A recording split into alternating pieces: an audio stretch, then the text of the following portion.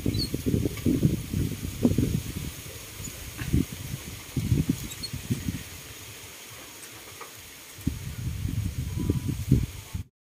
guys! Good day and welcome back to our YouTube channel, Marjan's Garden. So ayan guys, uminit na dito. Ayan, sa wakas uminit din guys. Pero medyo kumukulimlim. Pero at least sumikat yung araw. So nainitan yung ating mga succulents dito guys. Pero sobrang sakit guys ng init. Ayan, kaya naman dito tayo sa medyo lilim. Ayan, share ko lang sa inyo itong ating mga kalamansi dito sa tapat guys. Talagang na sila dito sa ating greenhouse kasi sobrang dami ng bunga nila. Ayan. So pupunta yan dun guys. Ayan, pasok tayo dito guys sa ating garden and ipapakita ko sa inyo yung mga nandito sa ROS natin. Ayan. So yung ating mga aloes ay kailangan na talaga ng araw. Kaso lang ang problema dito guys, natatakpan sila ng dahon ng ating nyug dito sa tapat. Ayan, may nyug kasi dito. So, natatakpan sila dito. Hindi sila maarawan. Ayan. So, ito, na to guys. So, nasira na yung mga leaves ng ating mga Foreverich. So, yan yung Foreverich ko dati guys. Naparami ko na talaga sila. Ayan. Hindi ko na sila guys na iriripat. Kailangan nila guys iripat para madagdagan natin sila ng rice hull sana, kaso lang hindi ko na maripat and kukulangin kasi tayo guys sa rice hull. So yan yung ating mga naka ROS dito.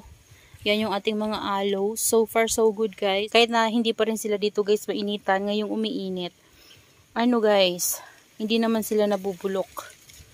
Ayan, soon pag meron tayong pots na white, siguro guys maganda na ilipat sila sa mga white pot din. And ilagay natin sila sa mga patungan para maganda sila guys tingnan. Ayan kapag humangin ng malakas guys, na naman yung dahon ng nyug. So nainitan sila. Ayan. So mahangin dito Ayan. So yan yung gusto ng ating mga succulents dito guys. And dito guys, i-share ko lang din yung ating mga dito, mga cactus. Ayan. So nainitan sila dito guys Ayan, tanghali. So, di ba sabi ko sa inyo, para hindi sila mawisikan ng dyan, nilagay ko dito yung mga kinat ko na UV plastic dun sa edge ng ating greenhouse. So, hindi sila nasayang. Nandito sila guys sa daanan. Para kapag umulan, hindi nawiwisikan yung ating mga pots. So, nadumihan na nga sila guys kasi late ko na to nalagay na mga plastic na to dito. So, ayan Kapag guys, walang hangin, na kukulimliman sila dito ng dahon ng nyug. Pero papatanggal ko yan guys para mainitan sila dito, para hindi naman sila guys mabulok.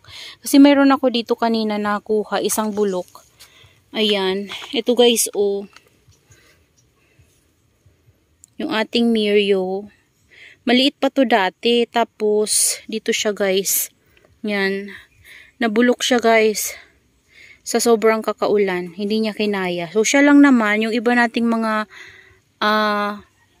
Astrophytum pala yan guys, Astrophytum. So, yung iba natin na Astrophytum ay okay naman. Hindi naman sila guys napapano. At busog na busog sila Ayan, ito nga free lang to sa akin before ni Ma'am Jennifer Bugsit. Ayan, ito ata yung free sa akin, parang ito yun, meron na siyang mga baby Ayan, so tomato ata to guys. Parang tomato yung ID niya. Ewan ko kung tama. Ayan, so ito kasi hindi sila mainitan guys.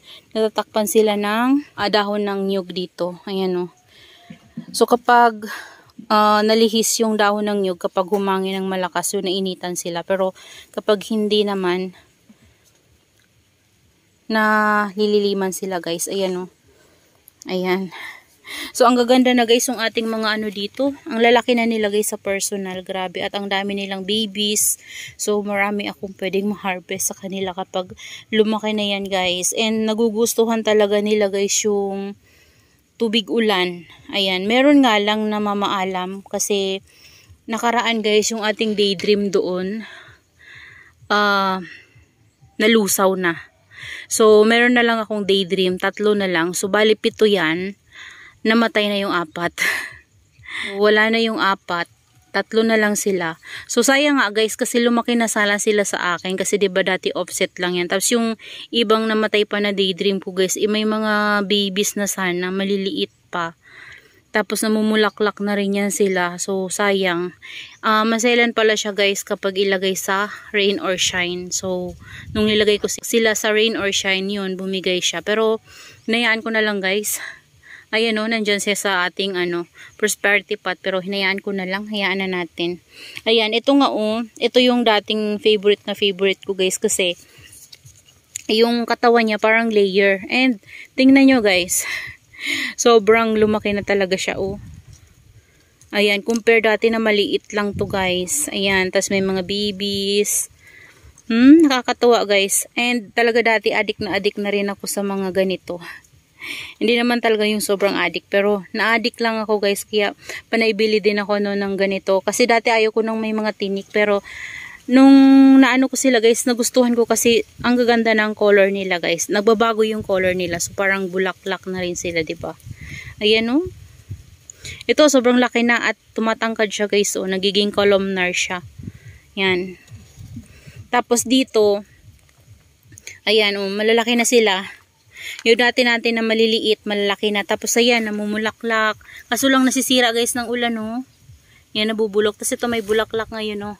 Tapos ang daming babies. Ang daming tinik din ng babies niya. Punong-puno ng mga babies. Ito, oh, ang ganda. Ang ganda guys. Meron nga dito, as in, ano na talaga siya, nagpo-full bar na. Ito malapit na guys, oh. Ayan, oh. Oh, diba? Ang ganda. Yung mga ano natin, mga ganitong klase, ang gaganda oh. Ayan oh.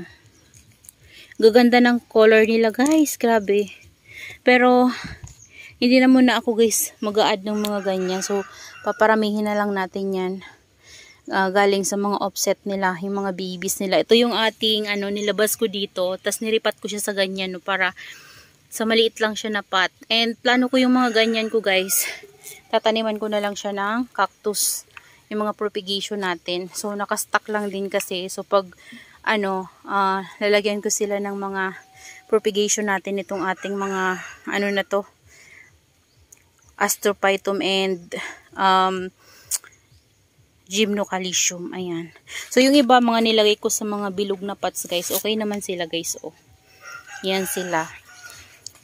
So ayan guys, binigyan ko lang sa inyo ng update yung ating mga dito, Gymno and Astrophytum dito sa rain or shine area.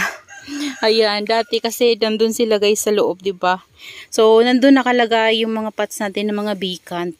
Ayan, yung mga nilagyan ko ng mga bagong rice hull. Ayan, so nakakuha na kasi ng rice hull yung papa ko. Tapos yan, nilagyan ko na yung mga pots natin na naka-ready para sa ating mga Purple Delight.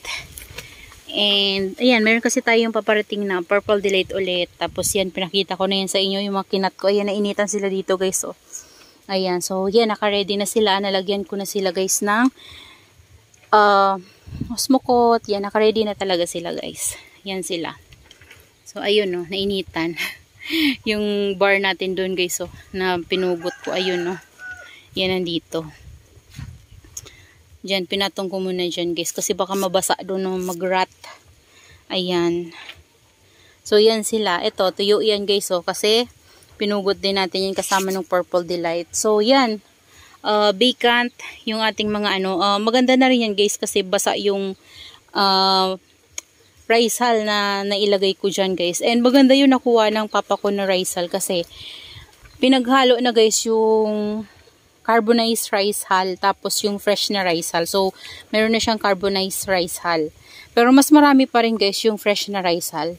Okay yun, kasi maganda yung fresh na rice hull compare sa mas marami yung carbonized, kasi mainit yun sa plants guys. So kapag ganun, acidic kasi, so yung plants natin minsan nasusunog and lumiliit kapag hindi nila guys nagustuhan yung kanilang potting mix. Yan, so yan yung ginawa ko sa kanila. Tapos yung top nila guys, nilagyan ko yan ng mga bulok na natin na rice hull. Yun yung mga dati natin na potting mix. Ayan. So, yan yung itsura nila.